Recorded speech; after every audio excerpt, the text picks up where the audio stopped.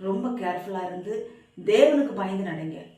பெற்றோருக்கு ரெண்டாவது பயங்க, முதல்ல தேவனுக்கு தேவனுக்கு இது பிரியம் இல்லையா? இன்னைக்கு மக்களை கெடுக்கிற வஞ்சகங்கள் நிறைய எழும்பியாச்சு இந்த உலகத்துல.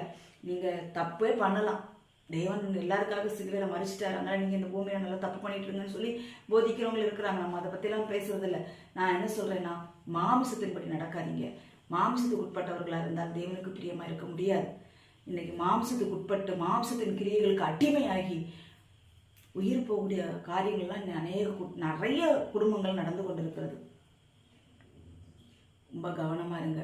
இந்த மெசேஜை எந்தெந்த வாலிப பிள்ளைகள் கேட்குறீங்க, கவனமா இருந்து மனம் திரும்புங்க. மாம்சத்திலிருந்து வெளியில வாங்க.